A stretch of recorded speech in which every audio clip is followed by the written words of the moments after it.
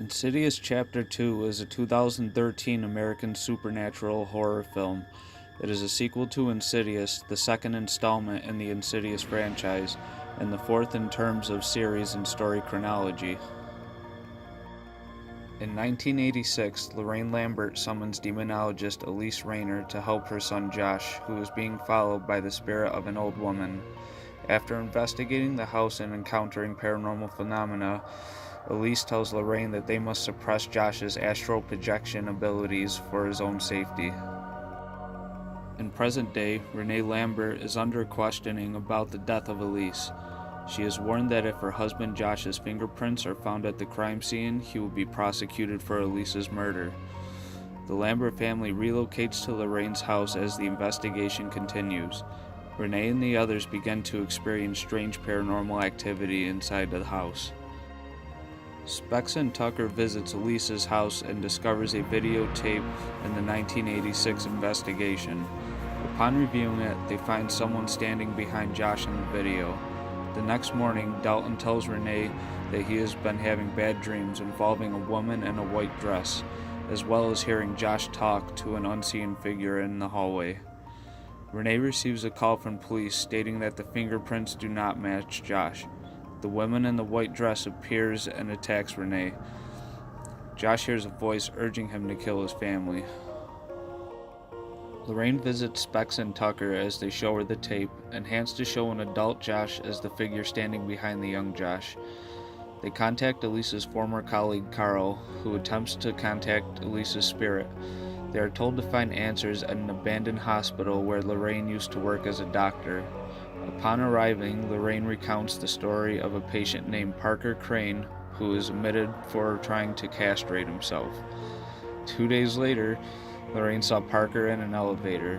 When Lorraine asked a nurse why Parker was out of his bed, the nurse explained that he had jumped to his death from the roof the day before.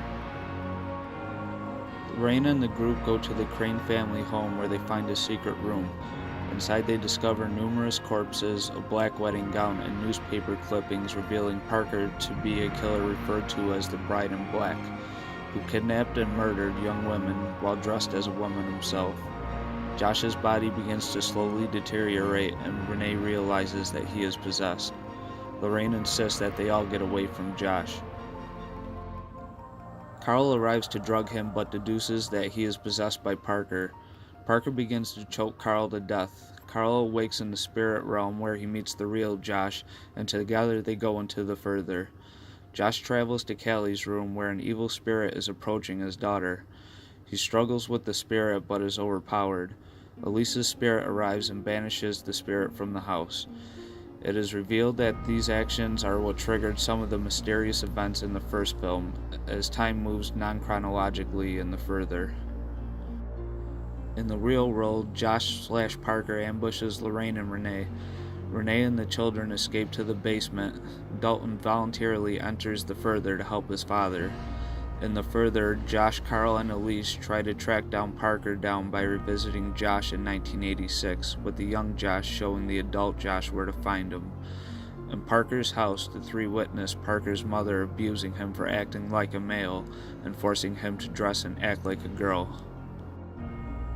Parker had killed his female victims at the command of his mother's spirit. Upon finding Michelle, she and Josh fight. Elise saves Josh and appears to destroy Michelle's spirit, which stops the possessed Josh from murdering his family in the real world. Parker's ghost disappears. Carl and Josh escape, only to find Dalton, who leads them back to the living world. The Lambert family is finally reunited, with Josh and Dalton allowing themselves to once again have their memories suppressed by Carl. Sometime later, Specs and Tucker arrive at a house of a family whose daughter Allison is in an unexpected coma. Unbeknownst to them, Elisa's spirit enters. She hears a crackling sound and gasps as she sees something standing in the shadows.